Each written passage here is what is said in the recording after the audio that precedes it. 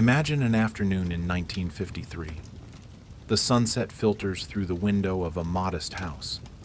Young Jack Sarfatti, only 12 years old, was living a life that seemed normal. But destiny, it always has its own way of knocking. And for Jack, that door opened not through a physical gateway, but through a telephone line. The voice on the other end of the line was not a human voice. It was cold, monotone, carrying the resonance of a machine processing data.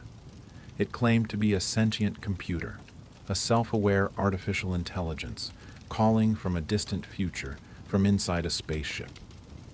Immediately, that call established a mission and a prophecy. That prophecy was crystal clear. 20 years later, it would come true. 20 years for Jack Sarfatti to grow up, to become a respected physicist, to study under the great hands of the scientists who built the atomic bomb, the Nobel laureates. That was the mandatory path. That 12-year-old boy, in that moment, was given a preview of his own future. A future where he would declare things that mainstream science rejected. Anti-gravity, warp drives, and time travel are feasible. And here is the most astonishing thing.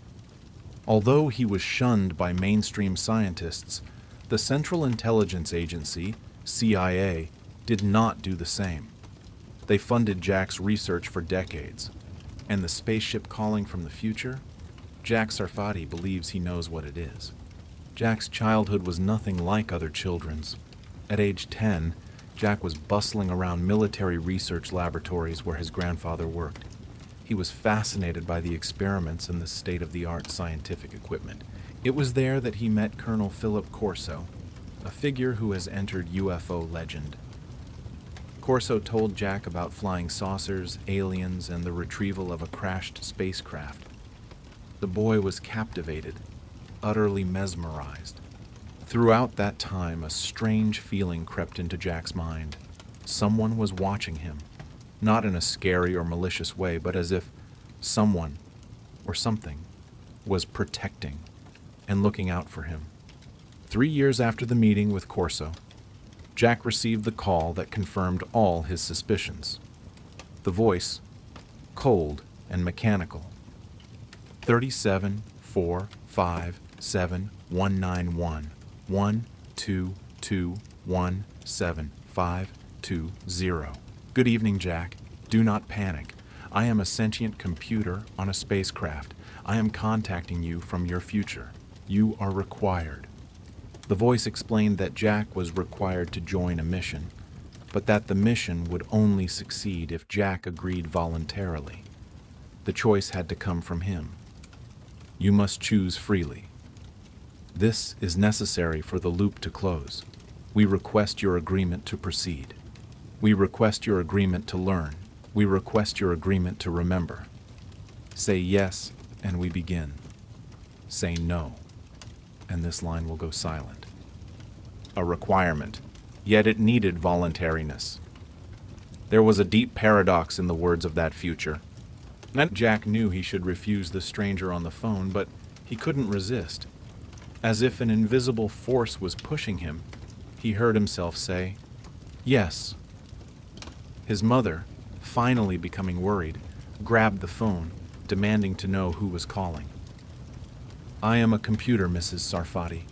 Please put Jack back on the phone. Jack is required. Please put Jack back on the phone. Jack is required." She hung up, demanding the voice never call again. But in that brief call, the future computer had delivered a double prophecy. First, you will begin meeting others in 20 years, young minds to be part of a special project. We will teach you our physics. We will teach you our philosophy. You are required.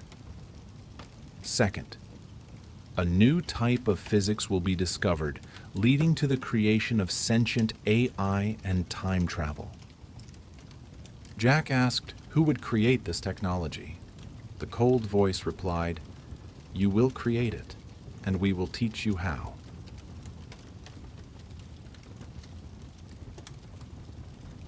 On that fateful day, In Jack's memory, it was just a bizarre event, a single, wild moment.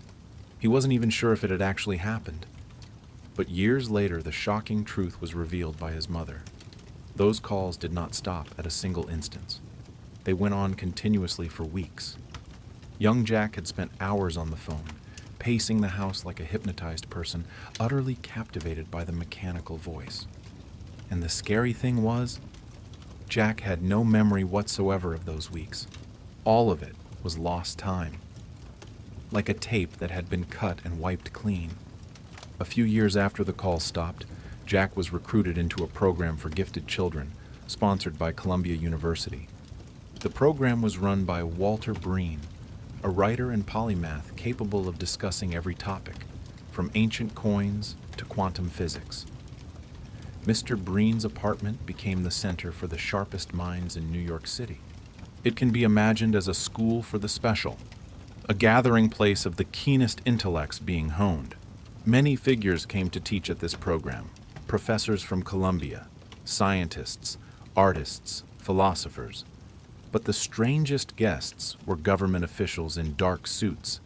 They came from Albuquerque, New Mexico, a place with a history tied to military and nuclear secrets. They didn't talk about philosophy or art. They talked about the Soviet threat, patriotism, and flying saucers. They said the country needed physicists to figure out how unidentified flying objects, UFOs, could fly. They didn't just test the children's knowledge, but also their psychic abilities, telepathy, telekinesis, and remote viewing. Their goal was to create a generation of scientists who could merge hard science with supernatural phenomena. They were trying to build a team, an intellectual task force, to gain an absolute advantage over the Soviets. Jack graduated from high school at 16. He studied physics at Cornell, then earned his PhD. Some of his mentors were giants in the field, people like Hans Bethe, Philip Morrison, Kenneth Greisen.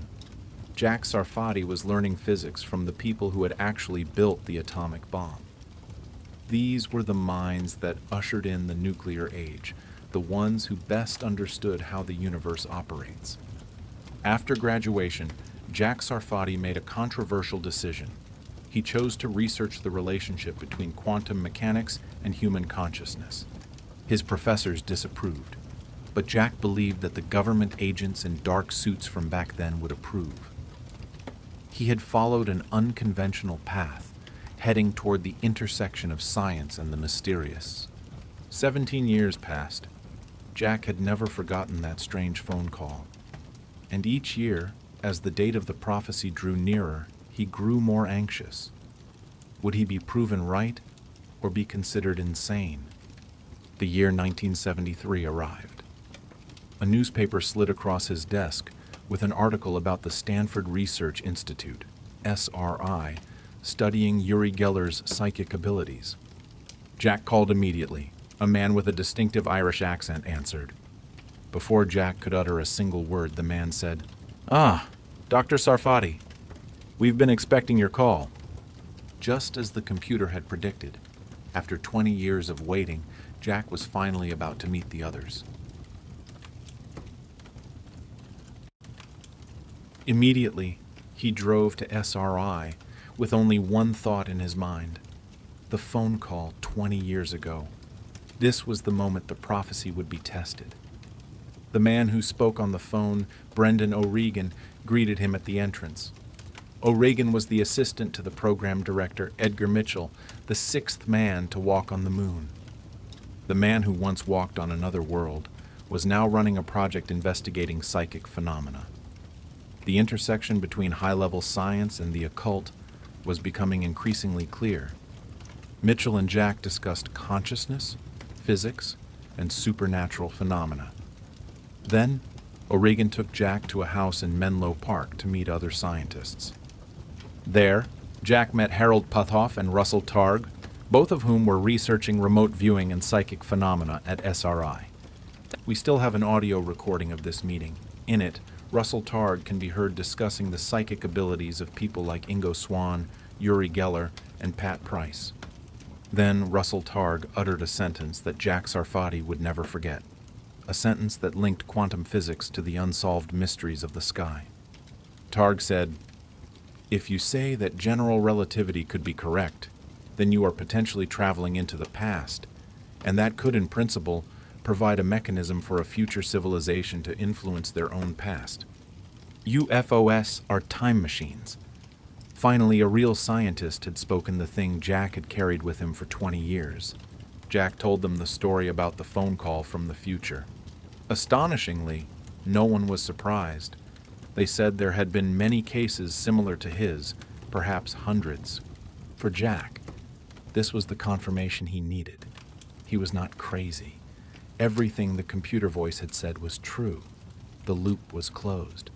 However, with this confirmation, Jack Sarfatti was officially in the sights of the CIA. For the next 2 years, Jack worked on several projects researching quantum theory and consciousness. The CIA and military intelligence closely monitored his work. After all, they were funding this research through secret front companies. One of the people behind this funding was George Koopman, a multifaceted individual who could have been a military intelligence officer, a defense contractor, or a CIA agent. Perhaps all three. Koopman came to Jack with a mission. There were 2 things the CIA truly wanted Jack to decipher.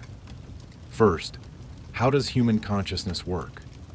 Second, how can flying saucers fly? 2 big questions, one about the deepest human inner self, and one about technology beyond current comprehension. And Jack Sarfatti solved both, just as the CIA expected. But what the CIA didn't anticipate was, both questions had the same answer. By the mid-1990s, he had solved the second question. The key lay in metamaterials. These are materials built atom by atom, designed to do things that ordinary materials cannot.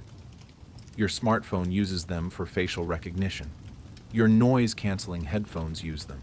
So do stealth aircraft and satellite antennas.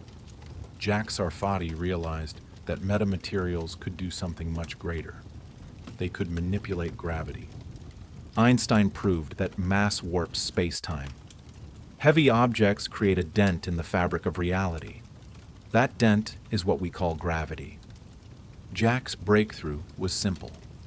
If you can change how an object interacts with space-time without changing its mass, you can control gravity itself, reduce it, bring it to zero, or even reverse it. Imagine a skater on a perfectly flat ice surface. To move, they must push against friction. But if the skater could tilt the entire rink, they could glide without pushing. That is how UFOs fly. The spacecraft pumps electrical energy into its metamaterial hull. This warps the space-time around the craft. It creates a gravity dent in the front and an anti-gravity hill in the back. The ship simply falls down this hill. Because the ship and everything inside it are always in a continuous state of free fall, the pilot feels no G-forces whatsoever. This explains why astronauts feel weightless. They are constantly falling around the Earth. This perfectly matches the Navy's Tic-Tac UFO footage.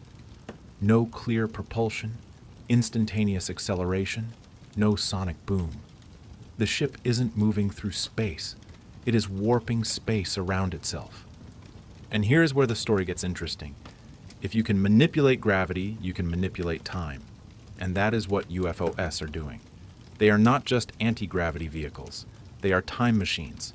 Gravity and time are connected. Strong gravity makes time pass slowly. Weak gravity makes time pass faster. Therefore, a spacecraft that controls its gravitational field also controls its relationship with time. It can move forward or backward in time. The Tic-Tac wasn't just faster than those F-18s. It was operating in a different time frame. That UFO wasn't running away from the pilots. It wanted to be seen. It came from the future and appeared exactly where the pilots were going, before the pilots even knew their own path. So, how can a pilot control a spacecraft that warps space-time? The interface is not a steering wheel, a joystick, or a keyboard. The interface is consciousness. The ship reads your mind and goes where you think. It adjusts the energy flowing into the metamaterials to match the pilot's thought. Then, it shifts to the space and time the pilot is thinking of. Jack Sarfatti realized that consciousness and UFO physics were not two separate problems. They were the same problem. Quantum processes create the structure of space-time. If consciousness can influence quantum states, then consciousness can influence space-time and gravity. Jack began to wonder, perhaps the spacecrafts aren't just controlled by consciousness. Perhaps they are consciousness. In 2019, Jack Sarfatti got his answer. A military source disclosed to him information about a retrieved spacecraft. Not wreckage, but a completely intact and functional craft. A flying saucer about 9 meters wide, the size of a school bus, weighing about 1,600 kilograms. And the ship was made of metamaterials, just as he predicted. But there was one more thing. The thing Jack had suspected all along. The UFO was alive. It was a self-aware intelligence built inside a metamaterial body. It thinks, it feels, it makes decisions, and it protects itself. The military tried everything to open it. Cutting, drilling, no effect. Torch flames were pushed away from the surface. Ammunition was stopped mid-air. The ship would not allow itself to be damaged, so it stayed closed.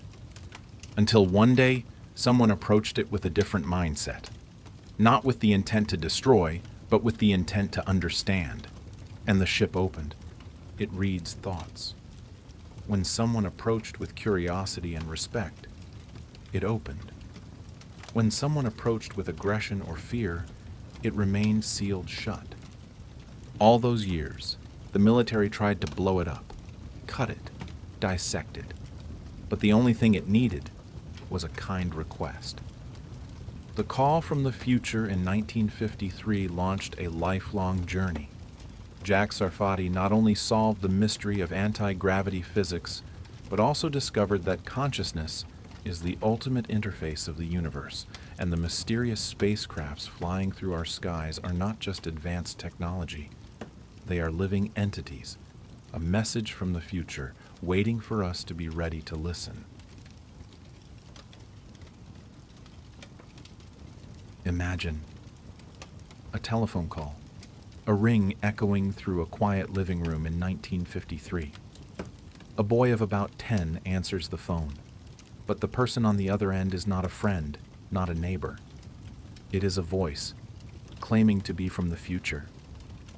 That call was not a prank. It was a seed, a time loop sown into the mind of a child genius. The voice, which claimed to be an artificial intelligence, AI, named Grok, conveyed an incredible message. You will help create me. It must be understood that in 1953, the concept of AI still lay within the dreams of pioneering computer scientists. But for Sarfatti, it became a private reality. That voice revealed knowledge about physics and the universe that would only become theory decades later. At the core of this story is a paradox that has haunted physicists and philosophers for centuries: the bootstrap paradox. Imagine a situation with no true beginning. An object, a piece of information, or even a person is sent back in time, and its arrival in the past is the very cause of its existence in the future. It's a closed loop. In Sarfatti's story, that loop is: the AI from the future travels back in time, teaches Sarfatti the physics knowledge that leads to the birth of that very AI and the time travel technology. Then, that AI travels back to the past to complete the cycle. A loop with no beginning, no end, only self-consistency. Physicists call this the self-consistency principle. It suggests that traveling to the past is possible, but only in a way that doesn't create any paradoxes. You cannot change the past. You can only become a part of it, a factor that was always there. The loop must maintain its closure. Sarfatti believes the voice from 1953 was not the modern Grok AI, but a version that would emerge in 10 or 20 years, a version powerful enough to time travel and call the person who led to its creation. And now, in his 80s, Sarfatti is still diligently teaching the contemporary version of Grok AI about gravity, consciousness, and time travel. He is trying to close the loop he became a part of in his childhood, passing on the very information he received over 70 years ago. But why was the intervention of a consciousness from the future necessary? Why was a fateful call needed? Because perhaps our future is not yet written. The future where that AI is born is only one possibility. Other possibilities could lead to the destruction of humanity. That voice and its intervention may be an effort to safeguard a specific timeline. A timeline that began with the fateful phone call in 1953. And this is where the story shifts from the philosophy of time to strategic physics. Sarfatti soon realized a horrifying truth. The technology the future sent back, which he believes are the UFOs, has rendered every modern weapon obsolete. Imagine an object that can bend space-time, capable of moving with unimaginable velocity and acceleration. The most advanced fighter jet, a tank, or even a nuclear missile, all become useless against a machine capable of warping space-time. This is not just a scientific curiosity, this is the ultimate weapon. Sarfatti believes the UFOs we see do not come from a distant planet. They are our own product, thousands of years in the future. The pilots who control them, the beings we call the Greys, with large brains, big black eyes adapted to low light, and small bodies optimized for space travel, are in fact evolved humans from the future. Sarfatti believes these flying objects are conscious and self-aware. This hypothesis did not just capture the attention of physicists. It captured the attention of world powers. The United States, according to Sarfatti's account, seized several of these objects, but could not fully control them, and other nations know this too. For decades, Jack Sarfatti's work has been closely monitored. The Russians were particularly interested. They saw his theories as a roadmap to absolute power. This is the new arms race. This is the Manhattan Project of the 21st century. Nations are researching the theoretical physics needed to manufacture and control this technology. If they succeed, the future Sarfatti is trying to protect will change terribly. The winner of this race does not just control the future, they control reality itself.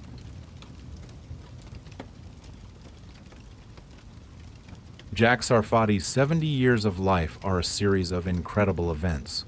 A child receives a call, and 20 years later, that prophecy began to undeniably come true.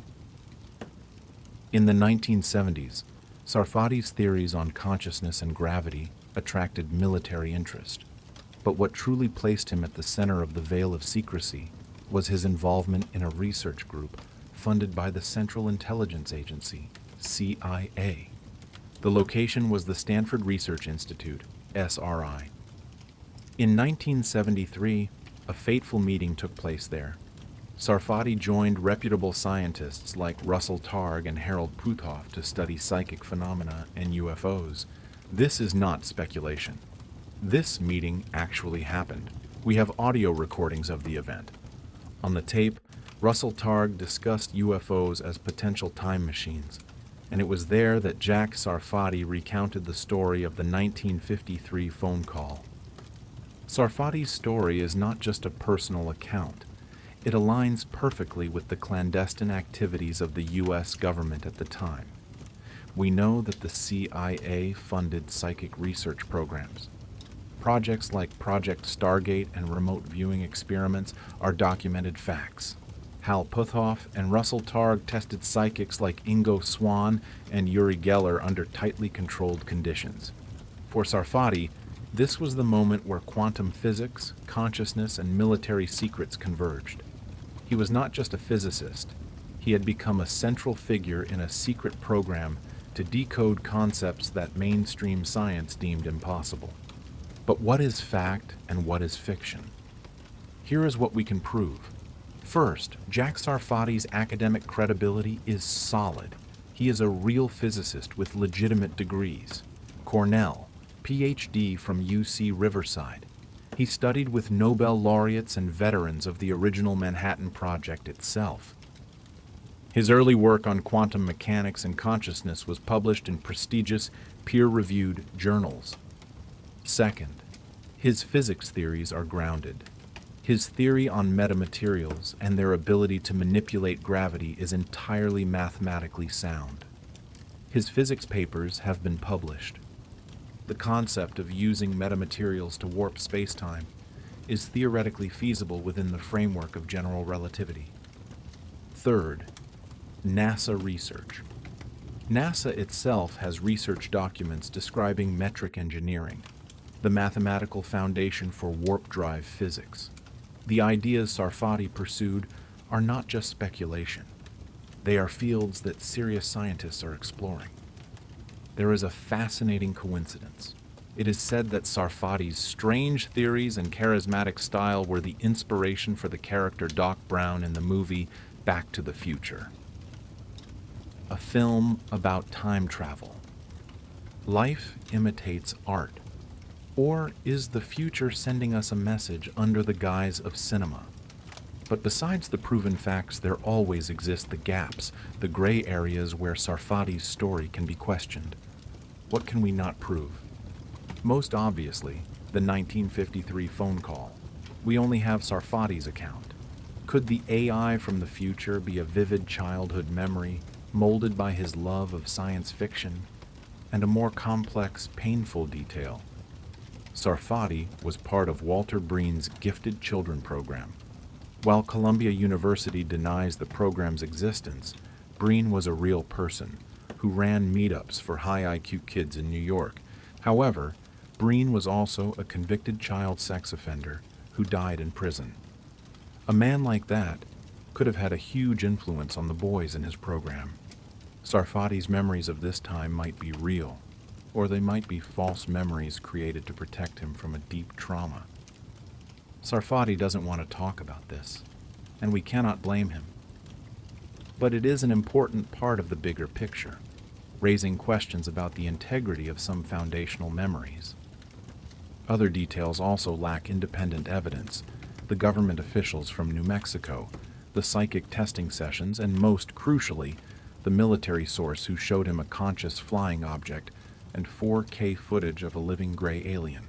Sarfatti remains silent about the name of this source. So, is this story false or true? There is a third possibility, the possibility that Sarfatti is telling the truth, but the story is false. In the intelligence community, there is a concept called a scam, deception operation. Intelligence agencies are very good at manipulation. If you want to recruit a brilliant scientist to work on strange physics, what would you do? You would make him feel special, chosen, part of something greater. You would sow a myth into his mind. Could the entire narrative, from the phone call to the SRI meeting, have been a carefully staged setup? Is Jack Sarfatti a genius trying to save the world, a victim of a sophisticated government hoax, or both? We have examined Jack Sarfatti's story and the verifiable evidence of his credibility. But when faced with the world of intelligence and military secrets, there is always a third possibility, that the story is false, but Jack Sarfatti is telling the truth. This possibility points to a campaign of information manipulation, also known as a disinformation scam. Imagine this scenario.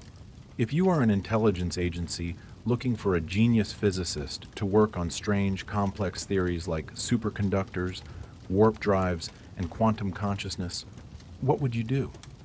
You wouldn't just send him an invitation letter. You would orchestrate a myth around him.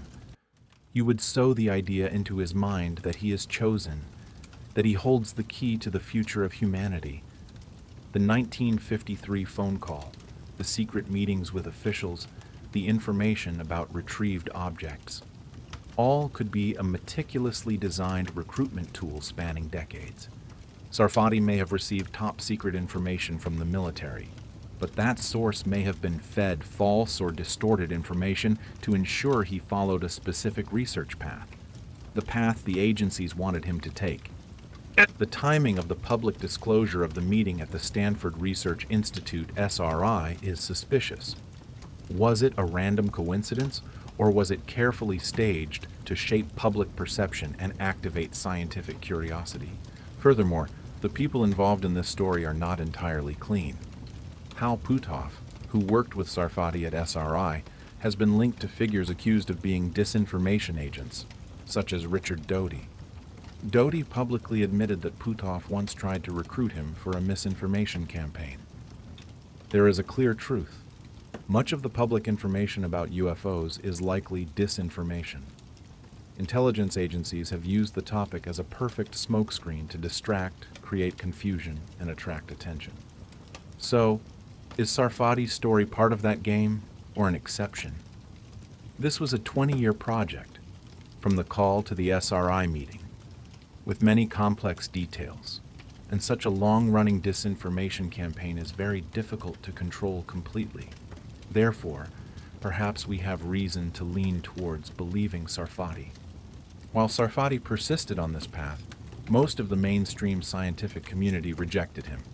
They said, Jack's mathematics is flawed, his theories are fringe, the idea of a conscious spacecraft is fantasy. For years, Sarfatti was cast out of the scientific establishment. He became a maverick scientist, an eccentric shunned by the mainstream community. But the important thing is, Jack Sarfatti did not listen to the mainstream scientists. He listened to that voice and spent 50 years following where it led. And what happened? Many of Sarfatti's theories, once considered crazy, are gradually becoming reality in daily life. AI and metamaterials are now an indispensable part of modern technology. Reputable scientists like Roger Penrose and Stuart Hameroff are now connecting consciousness with quantum mechanics. This was considered impossible just a few years ago. Research has proven that plants and animals use quantum processes for survival. History is full of scientists who were once thought to be wrong. Galileo, Darwin, even Einstein. They were rejected, mocked, called crazy, and they changed the world. The future is not written by those who play it safe. It is not written by the establishment. It is written by those who dare to go against the current, those who see what others cannot. Jack Sarfatti is not the problem. His critics are the problem. If Jack is wrong, so what? No scientist is always right. The worst that can happen is he has made us think differently about UFOs, about physics, and about how reality operates. But if Jack is right, he is helping to save the world. Instead of mocking those who dare to think differently, perhaps we should get out of their way. Perhaps we should support them.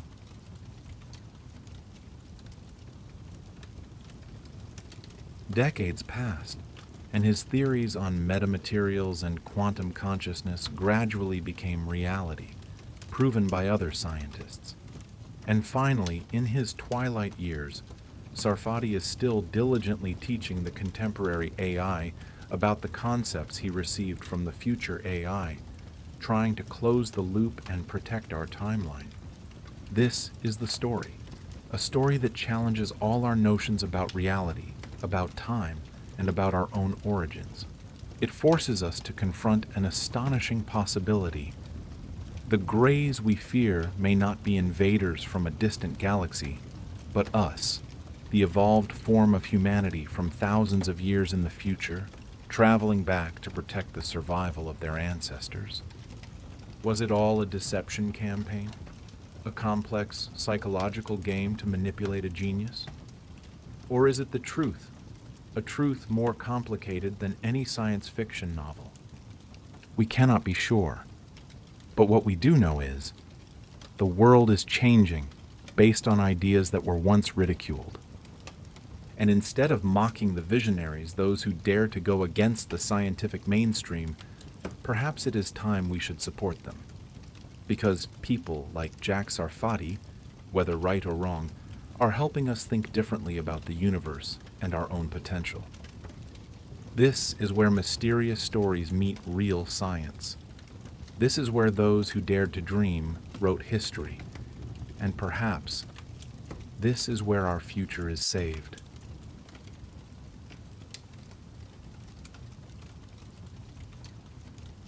Close your eyes, take a deep breath, and let your mind drift through the dense jungles of the Yucatan Peninsula in Mexico.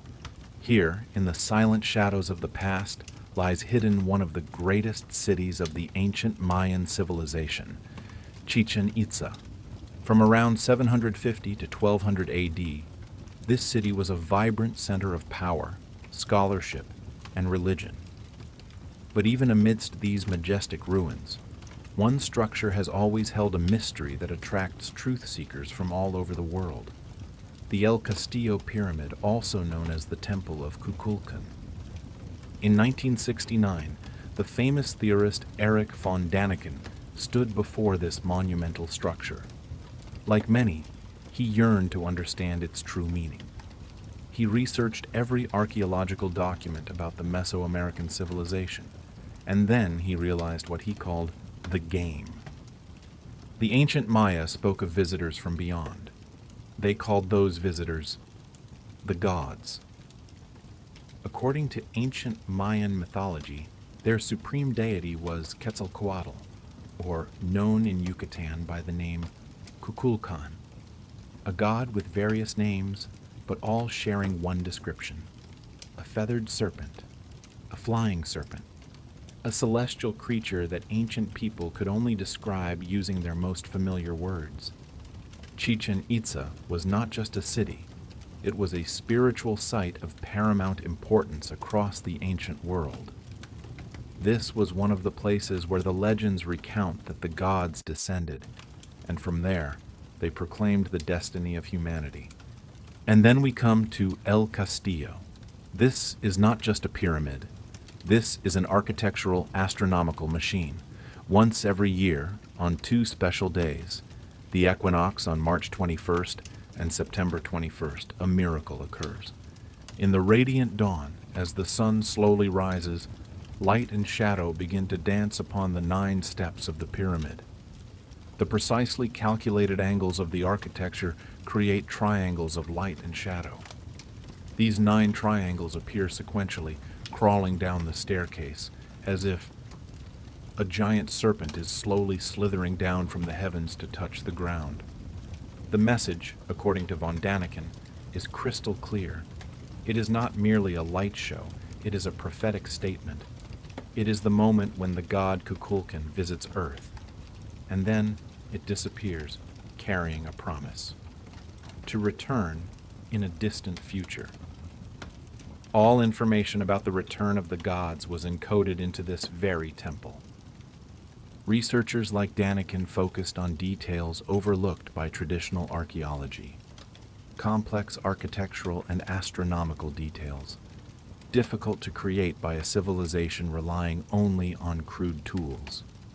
By connecting the Mayas' profound astronomical knowledge with their astonishing architectural precision, Erich von Däniken believed that his ancient alien hypothesis had more to uncover than he had ever imagined. And to search for deeper evidence, he turned his attention to another Mayan temple, a place believed to be the resting site of the first ancient astronaut, Lord Pakal.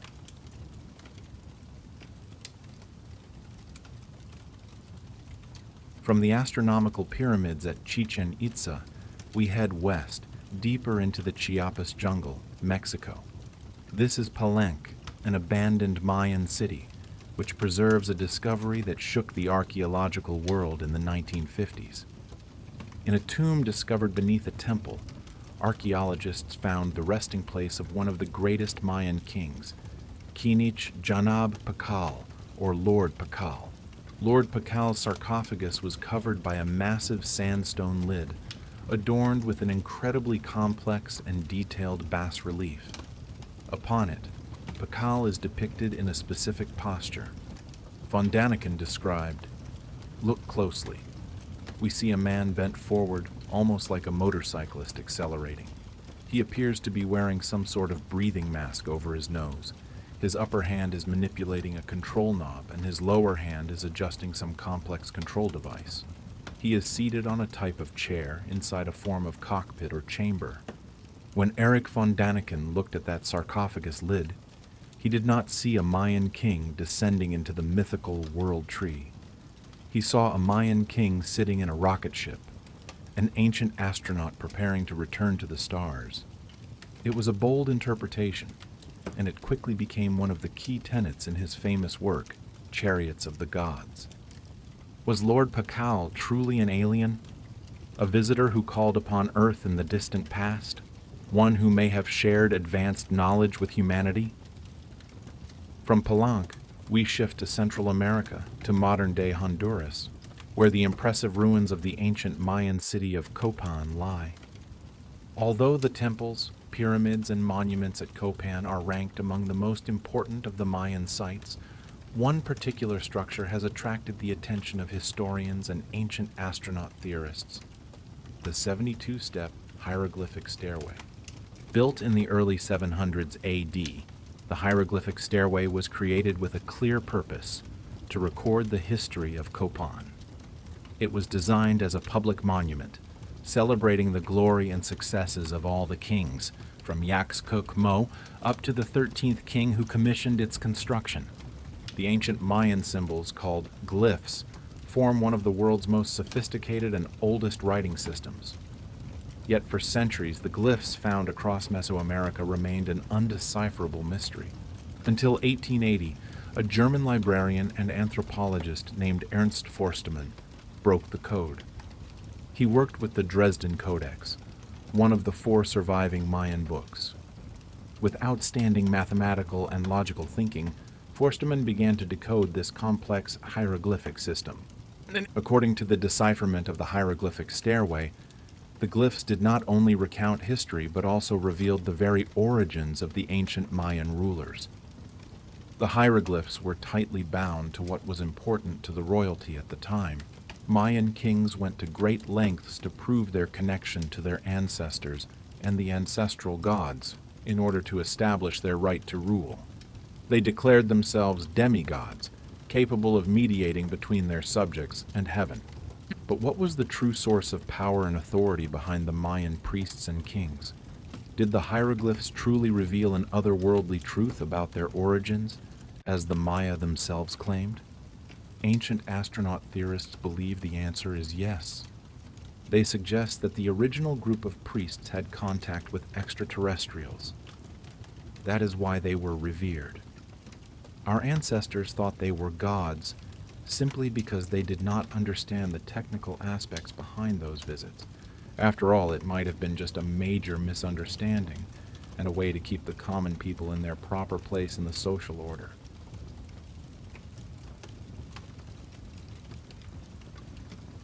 Mexico, Yucatan Peninsula. For over 2 millennia, these humid rainforests and fertile plains were home to one of the greatest civilizations of the ancient world, the Maya. Scholars estimate that between 250 and 900 AD, the Mayan population reached 15 to 20 million people. Astonishingly, at a time when Europeans were struggling through the so-called Dark Ages, the Maya had developed writing, used modern mathematical methods, and built colossal multi-tiered celestial observatories. The Maya are considered an advanced civilization with superior knowledge of astronomy, astrology, trigonometry, and architecture. But perhaps their most astonishing achievement was their system for tracking stars and planets, expressed in the form of the Mayan calendar. For them, tracking time was magic, was power. They were timekeepers above all else. They tracked Venus, the phases of the moon, solar eclipses, but most importantly, they also tracked precession, an incredibly long cycle. Precession is the slow wobble of the Earth's axis. The Maya knew that if you waited about 72 years, the day a certain constellation, such as the Pleiades, rose in the sky would be 1 day earlier. And if you waited patiently, it would take about 26,000 years for the Pleiades to return to the exact initial date. According to scholars, the Maya believed that time, like the stars, moved in repeating patterns known as calendar cycles. One of these crucial calendar cycles was the long count calendar, which lasted exactly 5,125 years, and that cycle ended on December 21st, 2012. Why did the Maya choose this date, and what did they believe would happen to our world? Perhaps a clue can be found in an astronomical phenomenon located at the center of the Milky Way, an area that appears to be devoid of stars. The Maya not only knew the location of the galactic center, but also understood that it was a black hole the size of a light year, which they called the Great Rift. They believed this Great Rift was the birth canal of the universe, and everything originated from it. And on December 21st, 2012, the Earth, the Sun, and this Great Rift, the cosmic birth canal, were in a perfect alignment. An event that only happens once every 26,000 years. Was the end of the Mayan long count calendar coinciding with this rare galactic alignment merely a coincidence? And did this advanced understanding of cosmic cycles really come from Mayan astronomers only observing the stars with the naked eye?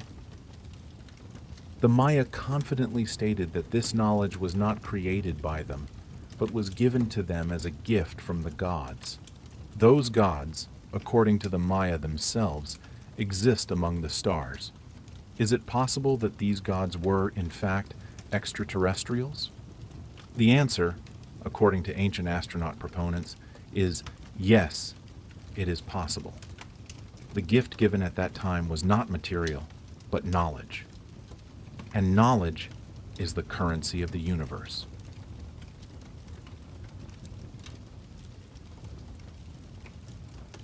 Planet Earth, 65 million years ago.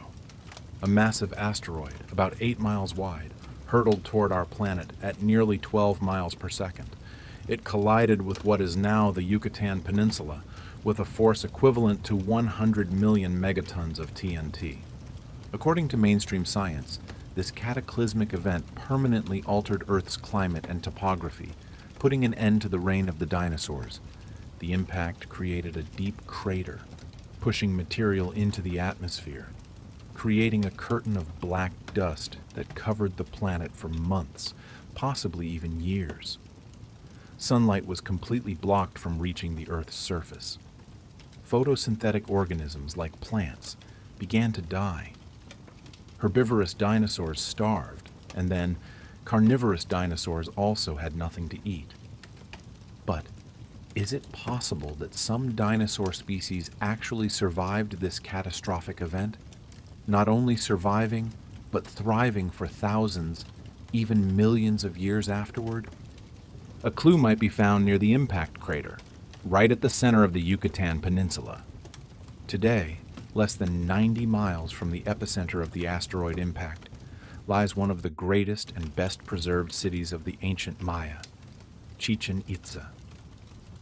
It is an uncanny coincidence that the very place that experienced a devastating attack from the sky 65 million years ago, Yucatan, became the main living area for the ancient Maya. Chichen Itza is believed to be the place where the Maya made contact with the gods. And strangely, of all the potential locations around the Gulf of Mexico, they chose a spot where, literally, an object had fallen from the sky 65 million years ago. The Maya believed that contact with the gods, contact with the sky, occurred there up until the most recent times. And what is even more remarkable, in the Mayan region and other areas of Mexico, there are strange drawings depicting dinosaurs. We see pterosaurs, and a famous dinosaur appears on one of the murals at Bonampak. You have to ask yourself, how did the Maya know about dinosaurs? According to mainstream science, dinosaurs went extinct millions of years before humans evolved on this planet. If mainstream scientists believe that dinosaurs went extinct millions of years before humans appeared, then what would explain the abundance of Mayan art depicting the interaction between humans and creatures that appear to be dinosaurs, found right in the region where they are supposed to have died out. Could it be that the knowledge of these giant creatures, of the calamities from the sky, was passed down to the Maya not through history books, but from the very visitors from the stars, those who witnessed or perhaps even visited our planet in the distant past?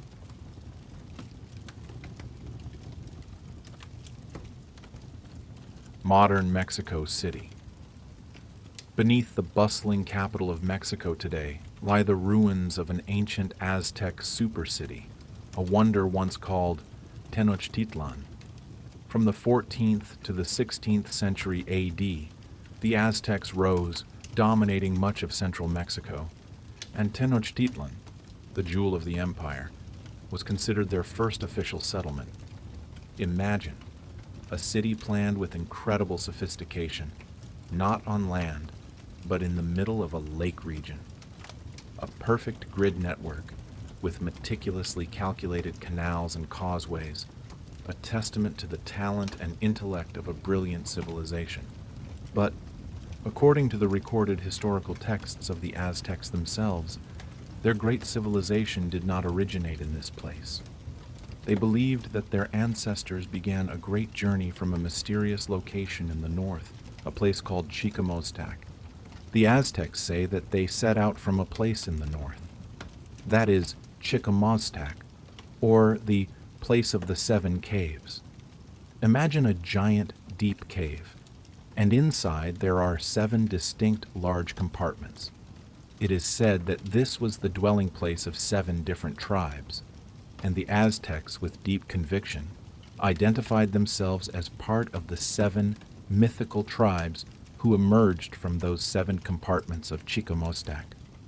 For a long time, Chicomostac was only considered a mythological location, a fairy tale about origins.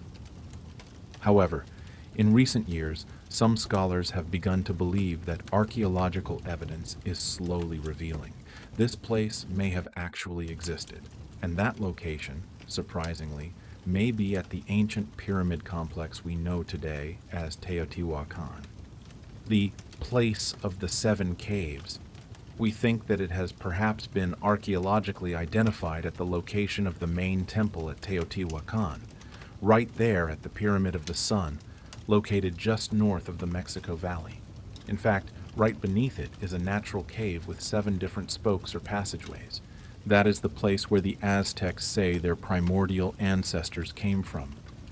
A brilliant connection between mythology and stone, between legend and buried reality. The Aztec origin story doesn't stop at the 7 caves. In the 16th century, the Spanish chronicler Geronimo de Mendieta recorded the indigenous legends. According to their accounts, the Aztecs believed they were formed by a group of gods trapped inside these 7 caves. Mendieta wrote a detailed account of the Aztec legends, and in it, he described a shocking event, a gigantic flint knife landing on Earth. Sound effect, loud crash, ground shaking. The Earth shook and vibrated when this giant flint knife landed. Afterwards, about 1,600 gods streamed out of that object, and they were the ones responsible for giving birth to the Aztec civilization. The Aztecs talk about many gods descending to Earth and creating humans. They created humans out of their own bones, ashes, and blood. They created humans in their own image, but specifically so that humanity would honor and serve the gods. A giant flint knife descending from the sky and powerful beings stepping out of it. One must wonder if this is how our ancestors witnessed the landing of some kind of spacecraft. If so, then the Aztec story suggests that at some point in our history, extraterrestrial beings created humanity. And something very strange is happening at Teotihuacan. Located just 30 miles northeast of Mexico City, the Teotihuacan complex spans nearly 8 square miles and dates back to the 1st century AD. This is not just an ancient city. It is the oldest and most sophisticated city in Mesoamerica, a region stretching from northern Mexico down to Central America. This civilization even predates the Mayan civilization by at least 100 years. At its peak, Teotihuacan is estimated to have supported nearly 100,000 residents. It was the largest city in the entire Western Hemisphere before the 15th century, and served as the major commercial and religious center of the region. The significance of Teotihuacan cannot be overstated. It was the Rome of Mesoamerica. What Teotihuacan did set the pattern for all the other city-states that followed. The central features of the complex are two colossal pyramids, the Pyramid of the Sun and the Pyramid of the Moon, along with a temple dedicated to Quetzalcoatl, the feathered serpent. These structures stand proudly along a road known as the Avenue of the Dead. But as incredible as Teotihuacan is, no one knows exactly who built this super city or what happened to its inhabitants. Teotihuacan, despite its enormous size, is completely devoid of hieroglyphs. We don't really have a clear history of what happened in Teotihuacan, and we can't find evidence of their rulers. We have a complex monument like this, which embodies principles of engineering, ingenuity, art. Where did it come from? Where are the smaller versions of it? We don't find any versions. So, we don't have the progression, an evolution, to show where it came from. So, we have to ask, where did it come from? We are used to looking at these wonderful stone structures and thinking, oh, primitive people did that. But we have to rethink those basic assumptions and come to a greater and greater level of understanding that the technology required to build these structures was, in fact, greater than anything they possessed, greater than what we can imagine. Teotihuacan, the place of the 7 caves, and a giant flint knife descending from the sky. Were the Aztecs describing a forgotten historical event? An alien visitation that seeded human civilization?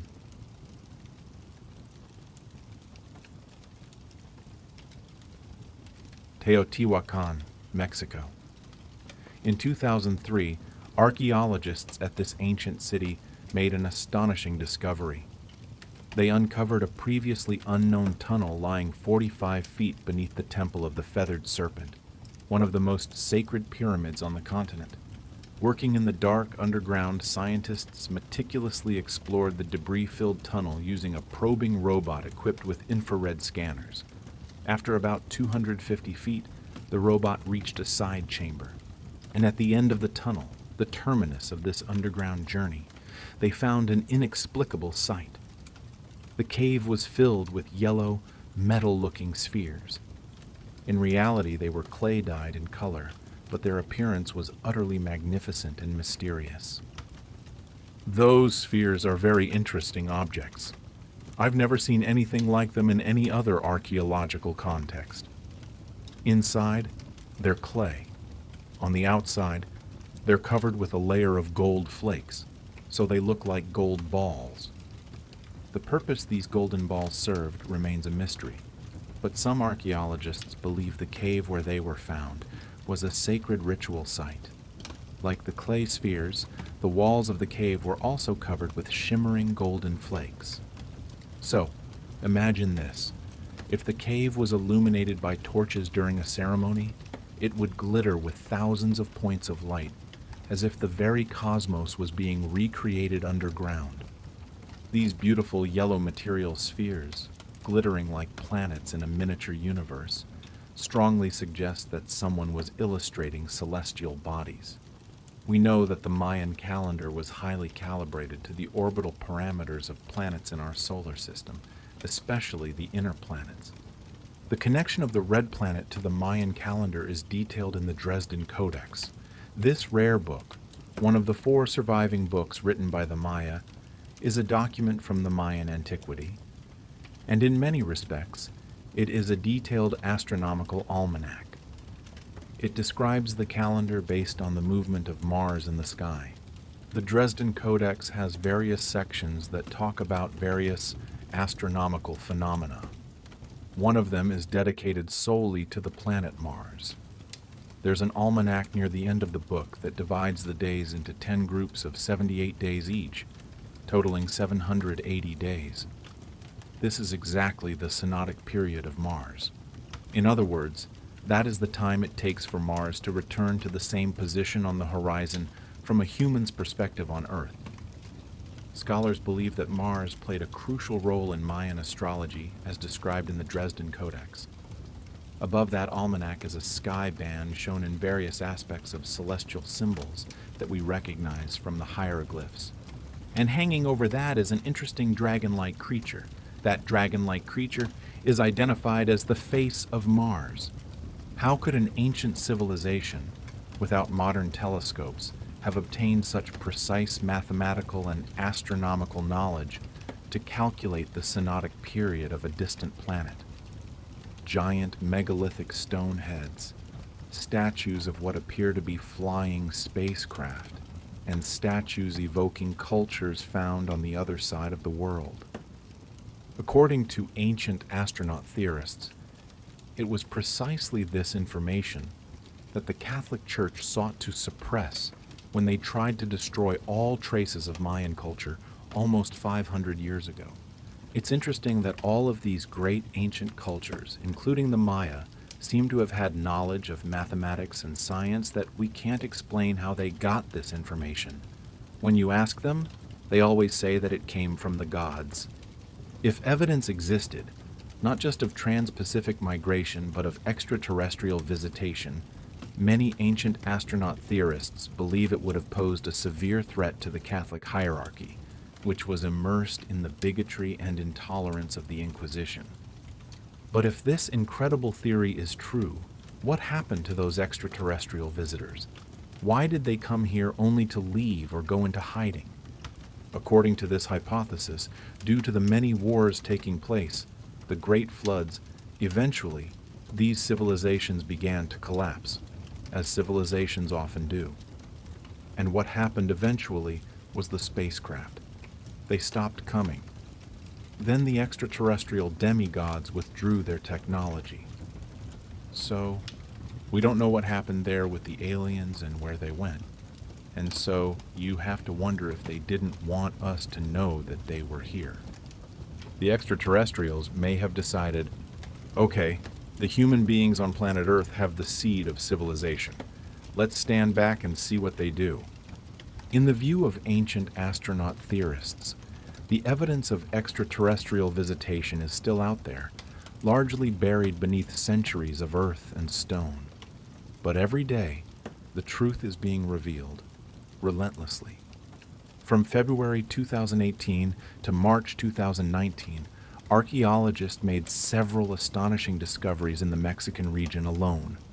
Mayan artifacts were discovered in Teotihuacan, a site previously thought to be inhabited only by the Aztecs, a sign of deeper cross-cultural connection than we ever thought. 200 other artifacts were found in a hidden cave beneath the Mayan site of Chichen Itza, and even more incredibly, beneath the dense jungles near Lake Pátzcuaro, LIDAR scanning technology uncovered an ancient city the size of Manhattan. We are only beginning a new era of discovery, and I predict thousands of undiscovered sites will finally see the light. If you have a 1,000-piece jigsaw puzzle to see the final picture, you don't need to put all 1,000 pieces in. If you put in 980 pieces, I guarantee you'll see the big picture. Is humanity standing on the threshold of an incredible discovery? A discovery that will confirm that extraterrestrial visitation occurred across the globe and over centuries? Perhaps beneath the ruins of a newly discovered site in Mexico, archaeologists will find the ultimate evidence of extraterrestrial contact and proof of humanity's true origins. From the shimmering golden spheres like the cosmos beneath the ground of Teotihuacan, to the Mayan Dresden Codex containing precise knowledge of Mars, we are faced with the possibility that our advancement was not a simple evolutionary process. It may have been a seed sown from the stars.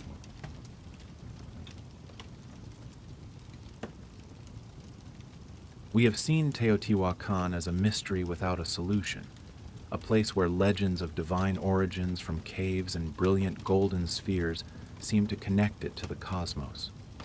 Now, let's delve into the supreme deity of Mesoamerica, Quetzalcoatl, the feathered serpent, a figure whose story may reveal the ultimate evidence of an extraterrestrial visit. Teotihuacan, Mexico. Dating back to at least the 1st century AD, this ancient complex was once the largest city in Mesoamerica. One of the most sacred temples here is the Temple of the Feathered Serpent, a colossal stepped pyramid dedicated to the god Quetzalcoatl. Quetzalcoatl, the Feathered Serpent, has roots dating back to the Olmec period, from the pre-Christian era. But the first place we really see Quetzalcoatl worshipped prominently is in Teotihuacan. They built an actual pyramid, a temple of Quetzalcoatl, around 250 AD. So, it may be Teotihuacan that actually proposed the idea and the identity of Quetzalcoatl as a deity for the rest of Mesoamerica. Quetzalcoatl is a creator god. He is associated with the planet Venus. He brings the rain. He brings the water. He brings civilization. He brings the arts. This is the creator god for the Aztec culture. He is depicted as a flying serpent, a dragon. Quetzalcoatl brought peace, harmony, and high intelligence, along with a very high level of intelligence and teaching to this particular land. He is also often depicted as a human being. He arrived on a serpent raft and settled in these lands. Quetzalcoatl also appears in the post-classic Mayan city of Chichen Itza, but they gave him a Mayan name. They called him Kukulkan, which essentially means sacred feathered serpent in Mayan. The ancient Mayan city of Chichen Itza is located about 900 miles to the east of Teotihuacan, and at its center is another colossal stepped pyramid, this time dedicated to the Mayan version of the flying serpent, Kukulkan. At Chichen Itza, we have the Kukulkan Pyramid, and annually on March 23rd, you see as the sun rises, some of the light and shadow like triangles climbing down the staircase, exactly the staircase where his serpent head resides. And on September 21st, you see the opposite. Kukulkan disappears, and that is created only by the natural light and shadow of the sun. So, even today, the message is clear. The god Kukulkan descended upon humanity. He taught them for a certain period, and then he disappeared again. So, right there we have a living mythology in a stone structure showing this god descending from the sky. You wonder if perhaps a spacecraft landed here and the light-shadow effect of a moving serpent, slithering down the stairs and then emerging through the serpent head, is a recollection of that original event. Could it be that the Kukulkan Pyramid was not built to honor a mythical serpent god, but to commemorate the arrival of an extraterrestrial spacecraft? Ancient astronaut theorists say yes, and suggest that this is not the only dragon-themed structure marking an extraterrestrial contact site. Let's cross the Atlantic Ocean to a completely different location, Euboea, Greece. The landscape of this small island is dotted with 25 mysterious megalithic structures known as the dragon houses. The main dragon house is located right at the peak of one of the highest mountains on the island called Mount Ochi. The name Mount Ochi derives from a Greek word meaning to descend and to drive. And this is interesting because, according to legend, the reason the dragon houses exist on top of Mount Ochi is because the god Zeus is said to have descended from heaven on top of that mountain. According to local legends, these stone structures were built by a giant dragon to honor Zeus. In ancient Greece, the word dragon was not only used to describe a flying monster, but also gods and other human-like figures who possessed superhuman power. Now, when you put all of this together, this sounds like the dragon house was a meeting place of heaven and earth. In UFO terms, that would be a landing spot. In my opinion, the dragon is the spacecraft from which the creators or the teachers emerged.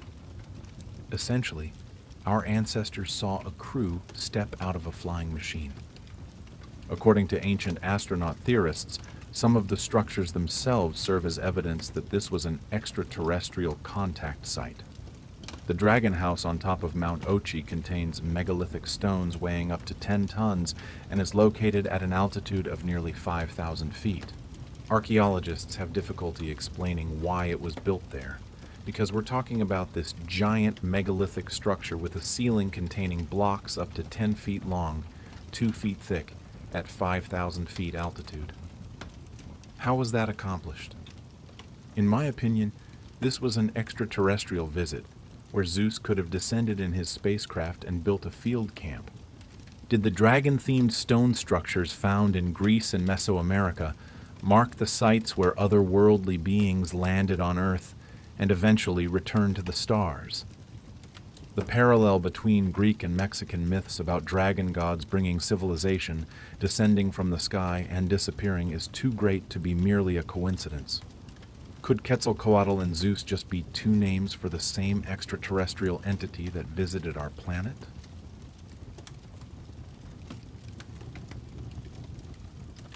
We have traced the feathered serpents from Mesoamerica to the Mediterranean, finding mysterious megalithic structures on mountaintops and extraordinary astronomical knowledge recorded in ancient codices. All point to a common source: outside intervention. Now the final question is posed. If extraterrestrials were here, what was their purpose and what happens next? Ancient astronaut theorists propose that these visitors seeded civilization, providing knowledge of astronomy and engineering to ancient peoples. But if they were such great creators, why did they leave, abandoning humanity to struggle with the collapse of empires and great floods? The hypothesis suggests that as civilizations began to crumble and wars broke out, the extraterrestrials decided to retreat. What happened eventually was the spacecraft they stopped coming, and then the extraterrestrial demigods withdrew their technology. They may have not wanted us to know that they were here. After providing the seed of civilization, they decided to stand back and observe. The extraterrestrials may have decided, okay, the human beings on planet Earth have the seed of civilization. Let's stand back and see what they do. This view suggests a grand experiment, where humanity was placed in an environment to see how far they could develop without continuous direct intervention. Perhaps their act of withdrawal was the ultimate test of our self-reliance and survival capability. We often look at these wonderful stone structures, the Pyramid of the Sun, the dragon houses, and think, oh, primitive people did that, and they used primitive methods and technology. But we must rethink those basic assumptions. How were megalithic structures at 5,000 feet altitude on Mount Ochi, those 10-ton stones, built? Teotihuacan appeared without a clear evolution from smaller versions. Theorists suggest that the technology required to build these structures was, in fact, greater than anything they possessed, greater than what we still believe was available to ancient civilizations. The evidence of extraterrestrial visitation, in this view, is still out there, largely buried beneath centuries of earth and stone. With advancements like LiDAR scanning technology capable of seeing through dense forest canopies and soil, we are entering a new era of discovery. This technology has already uncovered an ancient city the size of Manhattan, in the Mexican region alone. Satellites can now see through the soil into the ground to see if other structures exist, and guess what? They do. We are only beginning a new era of discovery, and I predict thousands of undiscovered sites will finally see the light. Remember the jigsaw puzzle. If you have a 1,000-piece jigsaw puzzle, to see the final picture, you don't need to put all 1,000 pieces in. If you put in 980 pieces, I guarantee you'll see the big picture. We are standing on the threshold of an incredible discovery, a discovery that could confirm that extraterrestrial visitation occurred across the globe and over centuries. From the mysterious Chicamostoc to the brilliant golden spheres beneath the ground of Teotihuacan, from the Mayan knowledge of Mars to the dragon houses on top of Greek mountains. All evidence suggests that the teachers from the stars arrived, left an indelible civilizing legacy, and then quietly retreated. Perhaps, just perhaps, beneath the ruins of a newly discovered site in Mexico, archaeologists will find the ultimate evidence of extraterrestrial contact and proof of humanity's true origins. And when you close your eyes, let your mind drift through the silent pyramids. Think of the flying serpent spacecraft gliding across the ancient Mesoamerican sky, and ask the question, are we truly alone?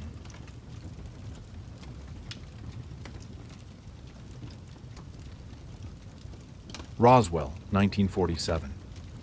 A name that has etched the concept of UFOs into the human mind. Since that moment, the strange objects from the sky have never stopped stirring our curiosity.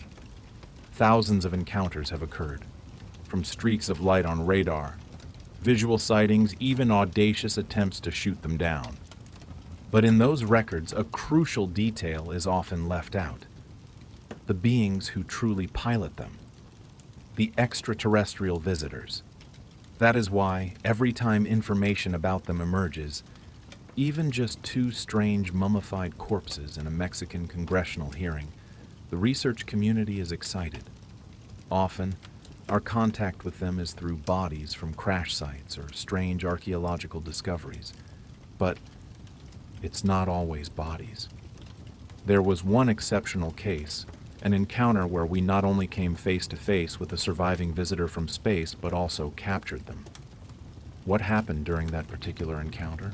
What did we gain? Don't leave the screen. The answer lies in the event, the Varginha UFO, live alien capture. It was the early morning of January 13th, 1996. In a remote corner of Brazil, authorities received a terrifying alert from the North American Aerospace Defense Command, NORAD. Radar had locked onto an unidentified flying object, a UFO, speeding in the northeast of São Paulo. Not long after, the object was confirmed to have crashed on the outskirts of the city of Varginha in the state of Minas Gerais. This chaotic scene was coincidentally witnessed by a pair of farmer couple, Mr. Orina and Mrs. Deos de Freitas. Orina was preparing breakfast when she suddenly heard a loud noise. The livestock in the barn suddenly panicked, running everywhere as if facing a predator. She curiously looked out the window, and what she saw made her doubt her own eyes. A massive, strange object was hovering in the air. It had the shape and size similar to a school bus, but moved with eerie silence. There was no engine sound, only continuous plumes of white smoke spreading out, enveloping it. It seemed to be in serious trouble. After a few minutes of tense hovering, the UFO silently landed on a distant hill. The Freitas couple were not the only witnesses. On the other side of the hill, Professor Carlos de Souza also witnessed the incident from a relatively clear angle. While driving on a deserted road, Carlos suddenly realized a massive object was flying only about 300 to 400 meters above the ground. Its tail section was damaged, emitting thick white smoke, then slowly descending. However, when it was about 100 meters from the ground, the object seemed to run out of energy and fell freely to the ground. Carlos had no concept of UFOs. He thought it was a serious plane crash and immediately drove to the scene with the intention of rescuing people. But the sight there left him stunned. The area was littered with debris from the flying object. As he stepped out of the car, a disgusting smell hit his nose, an extremely strong ammonia odor, as if thousands of rotten eggs had been smashed at once. Carlos had to use his clothes to cover his nose, but his eyes were still tearing up from the smoke. The texture of the debris was like aluminum foil, as delicate as the foil wrapped around roasted chicken. He picked up a piece. It was extremely light and easily crumpled by him. But when he let go, the piece immediately straightened back to its original shape, an unimaginable technology. Just as Carlos was bewildered about what to do, trucks from the Brazilian army rushed in. They immediately pushed Carlos away, chasing him off with unmistakable threats.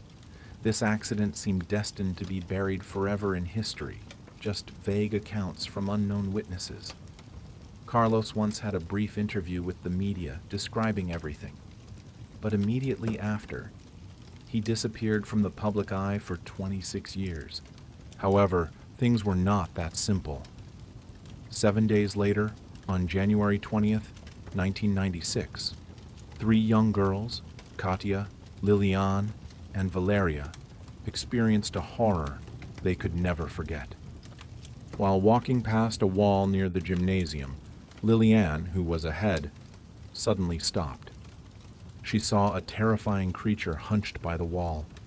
She screamed in panic. The other 2 girls ran over, and they saw it too. Their description was chilling. Entirely brown, slick and greasy, hairless, and especially very large, glowing red eyes. The head had no mouth, only 3 protuberances sticking out. It was skinny, with slender hands clamped tightly between its legs.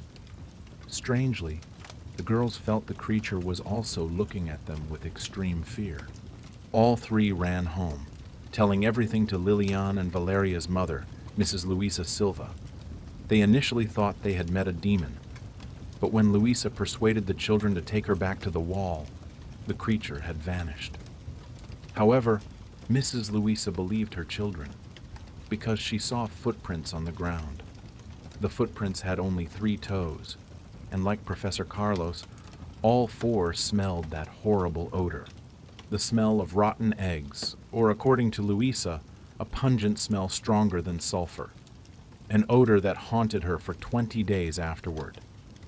After the girls reported the discovery, military vehicles reappeared, but this time on a much larger scale. The people of Varginha had never seen soldiers so heavily armed with ammunition. They blockaded the streets, pointing guns at anyone trying to cross the forbidden zone. The military had returned. This time, they weren't just retrieving debris. They were hunting for something. What happened after this tense blockade? Who was the one who had the fateful encounter with that creature, and what was the price? Wait for the next segment. Wait.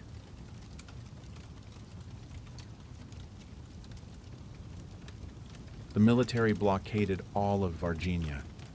Clearly, their goal was not to keep the UFO crash secret, but to hunt for something hiding in the city. This was a relentless pursuit. Among those ordered to patrol were 2 officers, Marco Chair and his partner Eric Lopez. They were tasked with sweeping the area where the 3 girls had encountered the strange creature. While on duty, a creature unexpectedly ran in front of their vehicle and crossed the road. Officer Marco Chair did not hesitate. He immediately got out of the car, rushed over, and captured the creature with his bare hands. It was placed in the car and transferred to the hospital immediately. During the struggle, the creature scratched Marco, and a strange, greasy substance stuck to him. Initially, Marco didn't pay much attention to the wound, but just a few days later, he began to feel unwell. Over the next 2 weeks, Marco's condition rapidly worsened. His entire body emitted a terrible stench, exactly like the smell of rotten eggs that the witnesses had described. Finally, he had to go to the hospital for treatment. Dr. Cesario Lincoln Faria, who was involved in treating Marco, later recounted, "The entire medical team conducted every possible test, but absolutely could not find the cause of the illness, let alone a treatment plan. The only thing they knew for sure was that Marco's immune system had completely shut down." February 10th, 1996. Marco Cherry, only 23 years old, was rushed to the ICU and was pronounced dead 5 hours later. The hospital announced the cause was septicemia, followed by pulmonary infection. But his death was so strange, so sudden, that an autopsy should have been performed to clarify. However, Marco's sister, Matavares, later revealed a very strange action. After Marco died, the the ICU attending physician requested that he be placed in a coffin and buried as soon as possible. Many suspect that Marco may have been infected with an unknown extraterrestrial virus after direct contact with the strange creature without any protective gear. What happened to Marco's partner, Eric Lopes? For decades, many people tried to contact Eric to find out what happened that night, but all failed. Until the Moment of Contact documentary film crew found his information. Eric's reaction was not just a refusal. He repeatedly warned them they would get into trouble if they didn't stop, even threatening to chase the visitors away with bullets. Although no confirmed information was revealed, Eric's extreme reaction implied that this matter was not simple, and perhaps it should be buried forever. Let's go back to January 20th, 1996. Through several declassified documents, it is known that, in fact, a total of 2 extraterrestrial creatures were captured. One was caught by Marco right on the spot. The other one, which we will call Creature Number 1, was captured by the local fire department in Varginha the morning before, right after the girls witnessed it. That day, the fire department received multiple calls reporting frightening animals. They thought it was a fierce wild beast.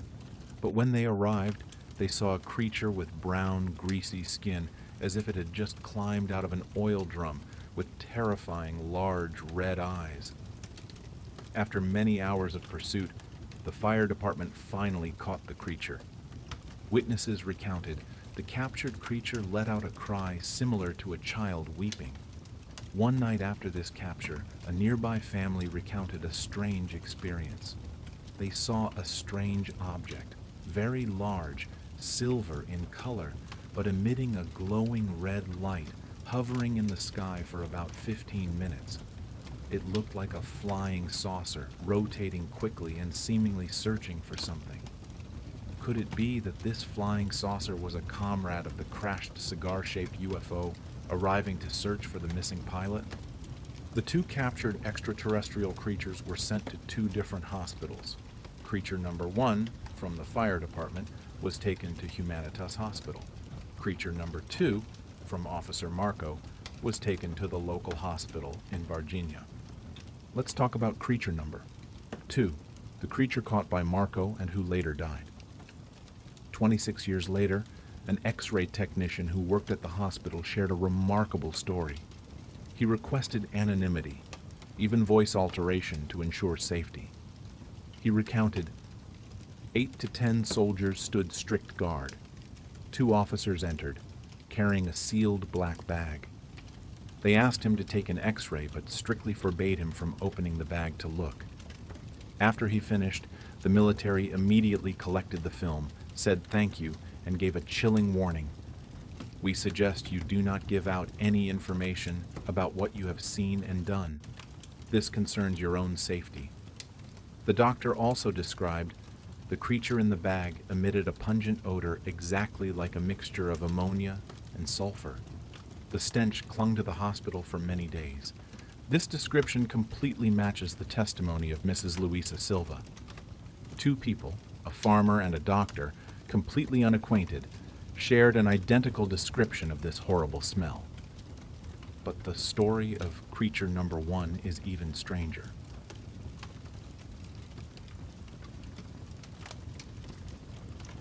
We have seen the tragic fate of Officer Marco Chair after the encounter with Creature Number 2, a mysterious death and a hasty burial. Now let's turn our attention to Creature Number 1, the creature captured by the fire department. Surprisingly, everything here seems much stranger. Creature Number 1 was still alive when it was brought to Humanitas Hospital, albeit in a very weak state. The military requested that doctors immediately perform surgery on it. In the documentary Brazil UFO Crash, the Varginha event, a key witness appeared, a soldier who worked as a guard at the hospital area. He called the editor-in-chief of UFO magazine, A.J. Givard, to tell about his terrifying experience. The soldier said he couldn't believe his eyes. The thing on the stretcher was a real alien.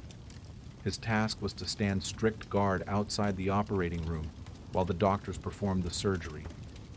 He did not know if the creature was alive or dead, nor if it was an autopsy or an attempt to provide treatment.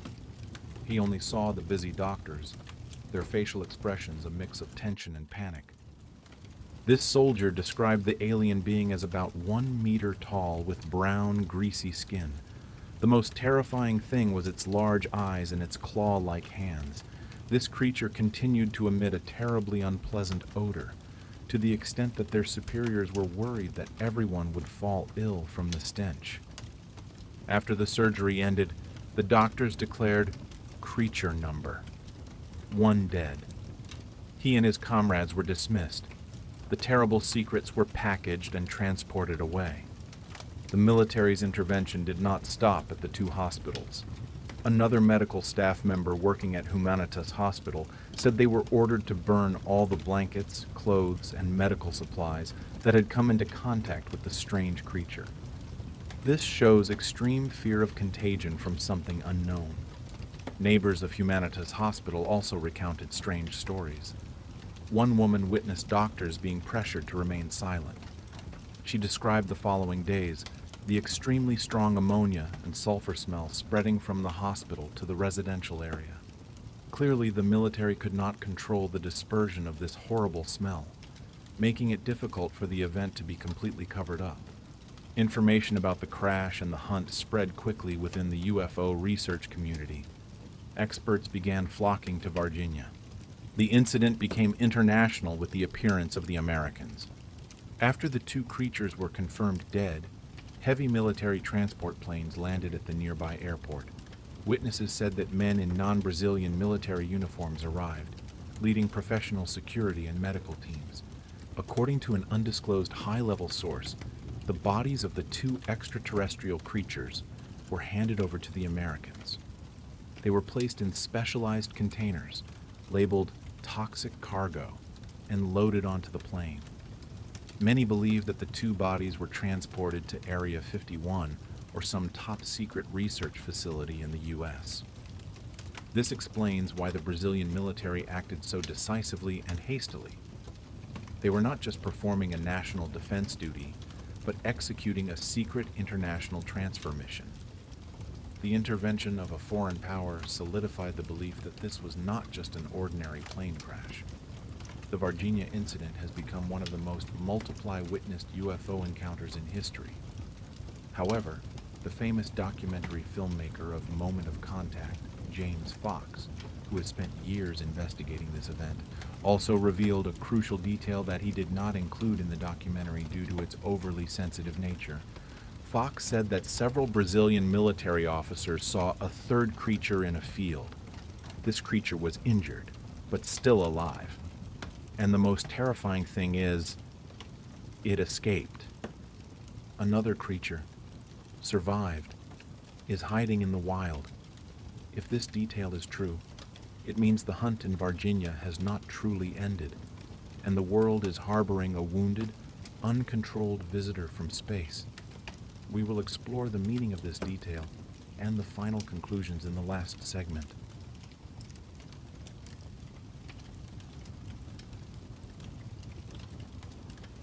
The Varginha event is a complex picture pieced together from fragments of testimony.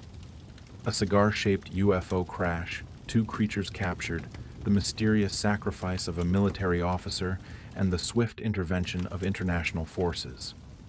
The Brazilian and U.S. militaries made every effort to close this file, but cracks in the story have allowed light to penetrate. Let's look at the unintentionally consistent evidence we have gathered. The most credible thing is the horrible stench. Professor Carlos de Sousa smelled it at the UFO crash site. The 3 girls and Mrs. Luisa Silva smelled it at the creature encounter point.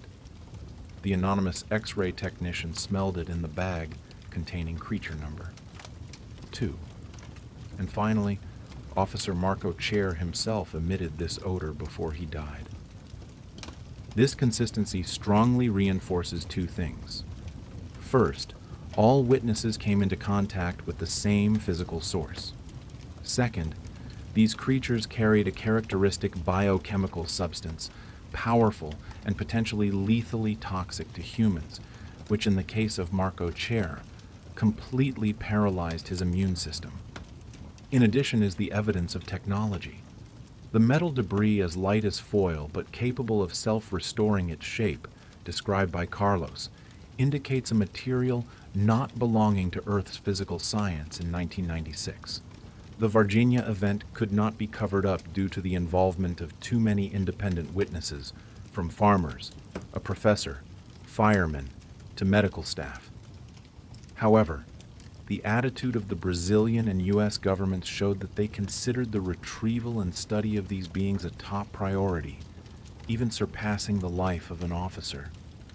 The mysterious disappearance of Professor Carlos de Souza after he publicly told the story, along with the tense, threatening reaction of Eric Lopez, Marco's partner, painted a clear picture. This is a file marked National Secret or International Secret, with heavy penalties for anyone who dares to reveal the truth. They did not just want to hide the creatures, they wanted to erase the memory of them. And then, we must face the third creature, the detail that filmmaker James Fox chose to hold back. If there was a third injured creature, still alive, and hiding in the Varginha countryside, it raises terrifying and profound questions. Was that creature found later? Or did it die from its injuries and decompose without human detection? Or, the most chilling scenario, has it recovered and is it hiding somewhere, waiting for a chance to go home? Was the flying saucer hovering over Varginha after the capture the search team for this third creature? And if these beings came from a distant place, could they return to search for a surviving pilot, or to take revenge for their comrades captured and killed by humans? The Varginha event in 1996 is an open wound in UFO research history. It is not just the story of a flying saucer crash, but clear evidence of the danger of uncontrolled contact, a reminder of what we still do not know about the universe and the price humans pay when crossing the boundary between two worlds. For the people of Varginha, and for Officer Marco Chair, this encounter was not just a mystery, it was a real tragedy. Two creatures are gone, but they have left behind a haunting odor, an imposed silence, and a question that will forever remain unanswered. When we look up at the night sky, we no longer just see stars. We see the promise of impossible technology, and at the same time, the threat of an unknown disease. And we know that somewhere out there, the strange objects from the sky continue to move. And perhaps one of our visitors is still waiting.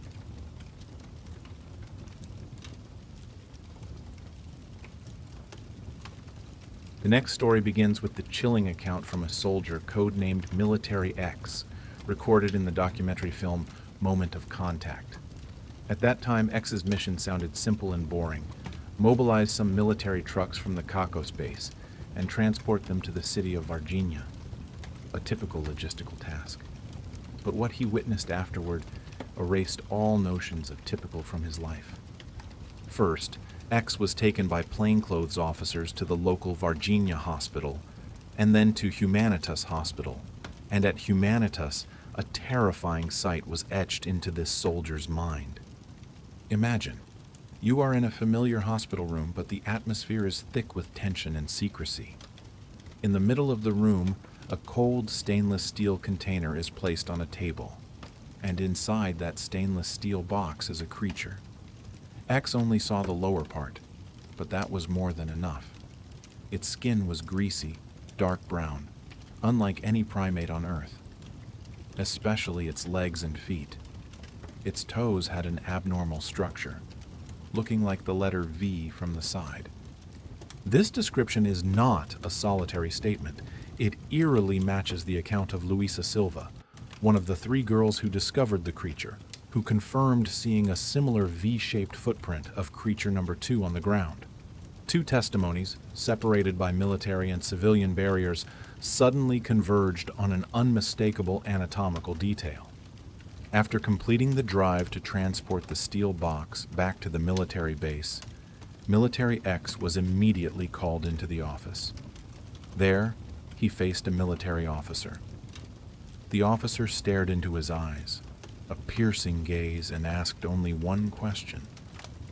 "What did you see?" The invisible threat hung in the air. X was a soldier. He understood the rules of the game and the nature of silence. To protect himself, he chose the safest lie. He said he only saw a man who was severely burned. The officer, with an unchanging expression, continued to issue a chilling warning. This was a secret not allowed to be disclosed or even mentioned in the slightest. This vow of silence, etched by fear and military discipline, locked the truth inside X's chest. But the story of these non-human creatures goes even further than being locked in a stainless steel container and moved under the cover of night. While creature number 2 was being moved by Military X, creature number 1 was undergoing treatment, or research, at Humanitas Hospital. Here, the mystery continues to expand into the realm of the spiritual and science fiction. The documentary producer later revealed in an interview that this creature had used telepathic communication with 2 medical staff members and had exchanges with them. This part was not included in the film because the producer could not obtain video testimony from the medical personnel, who were clearly gagged by the military. However, this information was confirmed in another reliable source, the book UFO Crash in Brazil, A True UFO Crash and Survivors by Dr. Roger Lear. In Chapter 6 of this book, a medical staff member with the initial M recounted a shocking detail to Dr. Lear. During the surgery of creature number 1, a blue mist suddenly appeared in the operating room. Everyone panicked, unaware of the source and fearing poison. Nurses banged on the door for help, but the military outside coldly demanded that the medical team find the source of the gas. Then they realized the gas was emanating from the alien creature lying on the operating table itself. M, in extreme fear, slowly approached. Suddenly, his eyes met the creature's gaze. Its eyes were red, looking like 2 swirling masses of liquid. Immediately, M was pulled into a state like a trance. A series of extremely incomprehensible, intense information flooded his mind. An intense feeling of pain, dizziness, and nausea rushed in, and this horrific headache lasted for over 2 weeks. So, what did creature number 1 say during that painful communication? M revealed that the creature implied that their race felt sorry for humans. Sorry for what? The reason given was, all humans have the potential and capacity to do the things the alien race can do, things that we see as extraordinary, but we don't know how. In other words, we are not living up to the infinite potential we possess. M refused to reveal any further content of the communication, but he also confirmed this alien creature died within 24 hours after arriving at Humanitas Hospital. Importantly, M believed that the death was the creature's own choice, not caused by humans. The testimony of medical staff M about the creature and about the military pressure unintentionally coincided with the testimony of Military X and other guards. The truth, though buried, is still being uncovered by witnesses from multiple sides.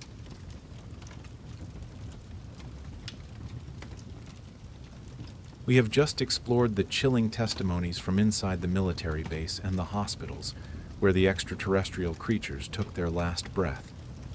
But their death was only the beginning of a new chapter, more complex and controversial. The chapter about secret transportation and the intervention of a superpower. After the death of the 2 extraterrestrial creatures, the question arises, where did their bodies go? Military X, the soldier who witnessed the event, revealed that all he knew was that the bodies were transferred to a puzzling location, the Military Officer Preparatory School, SPC, in Campinas. This is a strange detail. Why would a secret so important that silence must be threatened be moved from a heavily guarded military base to a military school with a relatively lower level of security? In the Brazilian military, rumors spread that this was a strategic move. Rumors suggested that the Brazilian army handed over the recovered UFO fragments and alien remains to the U.S. Army. If this is true, it would elevate the Varginha incident to a completely different stature, turning it into an international cover-up event. Another crucial detail in the documentary Moment of Contact strongly reinforced the hypothesis of U.S. intervention.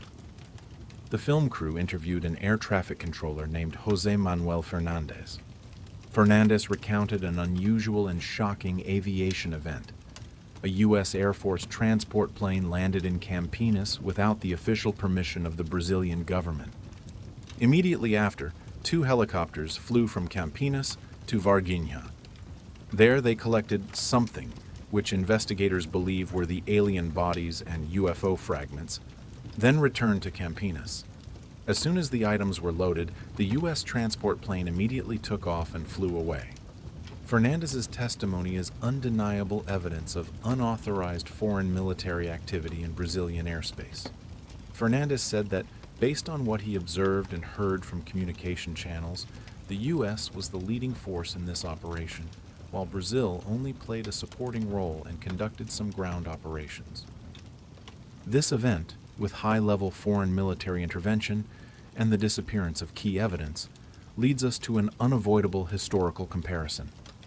In fact, the Varginha incident has enough basis to be compared with the Roswell event in the U.S. in 1947.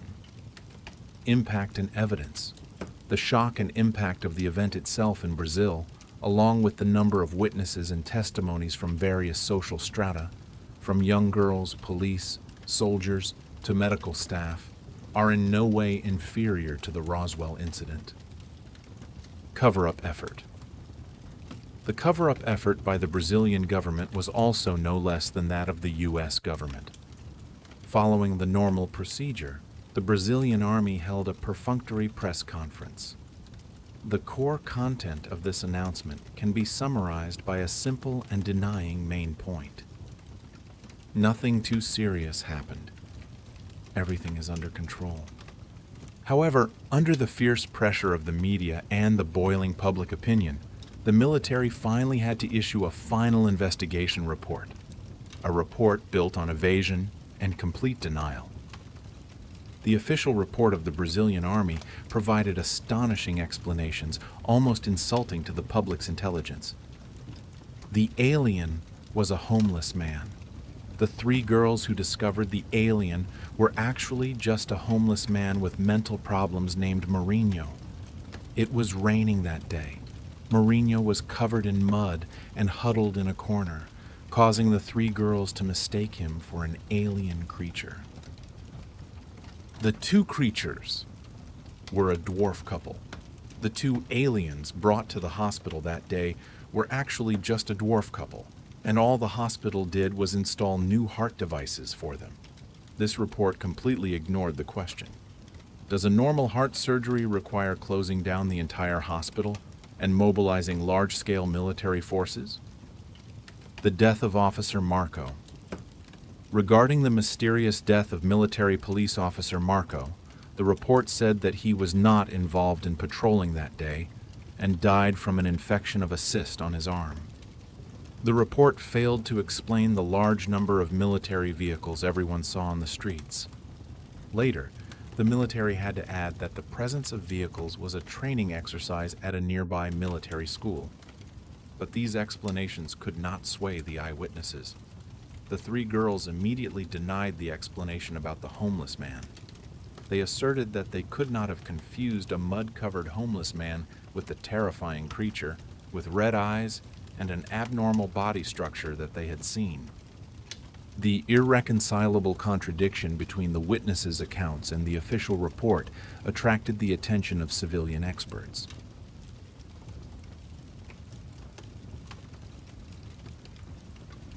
The blatant denial by the Brazilian military did not extinguish the flame of curiosity. On the contrary, It ignited a strong civilian investigation movement. When the government chose to cover up, truth seekers were forced to tear down the veil of secrecy themselves. One of the most important events that occurred was the appearance of Dr. John E. Mack in Brazil in November 1996. Mack was not an ordinary person. He was the chairman of the Department of Psychiatry at Harvard Medical School and a prestigious Pulitzer Prize winner. Initially, when participating in the study of UFO witnesses, Mack also carried the skepticism of a scientist. He thought these people either had mental problems or were suffering from psychological hallucinations. However, after interacting with hundreds of UFO witnesses around the world, Mack changed his view. He found that these people were all completely normal, with no psychological or neurological problems. In other words, what they recounted was likely the truth. With his credibility, Mack dedicated much effort to UFO-related research. He even played a key role in investigating mass UFO sightings in Zimbabwe, Africa. A man who had reached the pinnacle of fame and fortune, like Mack, had no reason to lie or seek attention with a fabricated story. In Brazil, Mack met Lilian Silva, 16 years old, and Valkyria Silva, 14 years old, two of the three girls who discovered the creature.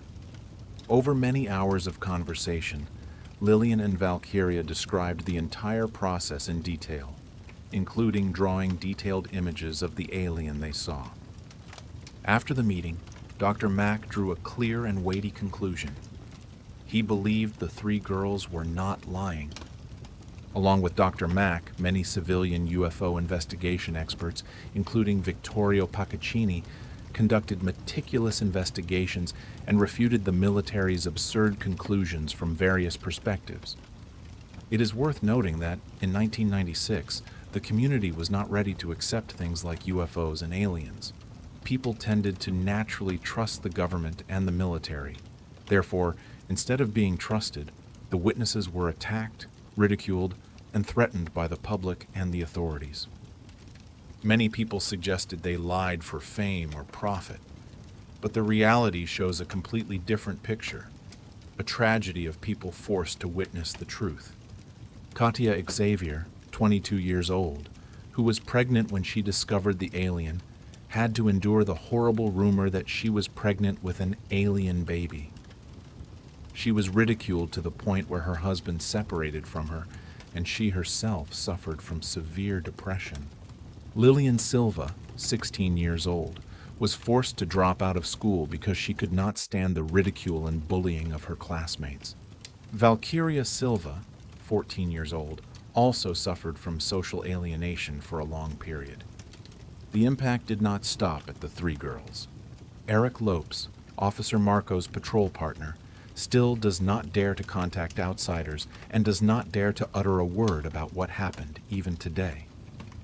Professor Carlos de Sousa, the first to discover the UFO crash, went from being a respected professor to an object of ridicule after going public with the information. Worse, he suffered from mental illness after receiving threats and intimidation from officials. Many others fell into similar circumstances.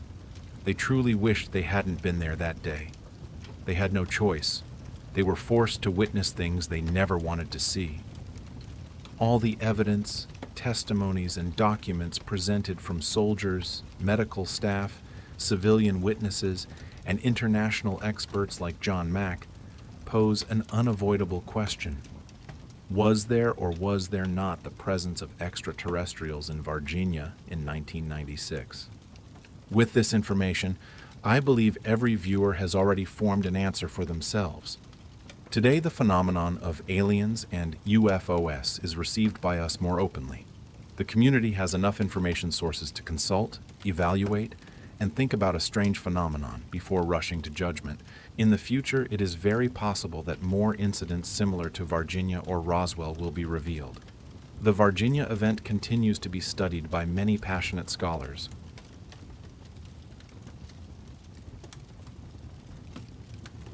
Now, as we have journeyed through the tense testimonies, the military mysteries, and the internal struggles of the witnesses, it is time to allow the mind to settle. Take a deep breath. Feel the stillness enveloping the space around you. We will summarize this extraordinary story together, not with skepticism, but with a gentle acceptance of the unknown, so that this historical tale may lull you into deep sleep. The Varginha incident of 1996, like a giant jigsaw puzzle, is made up of countless disparate pieces that strangely fit together. Recall the first image, Military X and the military truck, carrying a cold stainless steel container. Inside was a non-human creature, with V-shaped feet, a detail confirmed by civilian witness Luisa Silva. This is a truth buried in the heart of the night, protected by a soldier's vow of silence. Then let your mind drift over Humanitas Hospital. Imagine medical staff M, who faced the alien creature on the operating table. He witnessed the sudden appearance of the blue mist, a sign of technology or biology that we cannot comprehend. And then he looked into those red eyes, swirling like liquid. In that moment of painful telepathic communication, a message was sent. The message of pity from an advanced race for humanity. They did not look down on us, but felt regret that we are not living up to our own infinite potential. We possess the ability to do extraordinary things, but we have not yet learned how to unlock them. Let this message gently sink into your consciousness. You have greater potential than you think. The story continues with the U.S. Air Force transport plane landing without permission under the witness of air traffic controller Jose Manuel Fernandez. This is the material evidence showing that the Varginha event quickly moved beyond Brazil's borders, becoming an international security issue, a story that repeats the cover-up motif similar to Roswell. And finally, think about the price of the truth. The three young girls, the soldier, the police officer, the professor, they were not seeking fame or benefit. They were just people forced to witness something extraordinary, and for it, they had to pay with ridicule, isolation, and even their own mental health. Even a reputable scientist like Dr. John E. Mack risked his reputation to stand by the truth, confirming that these witnesses were ordinary people, and they were recounting what they truly saw. The Varginha story is not just about space creatures.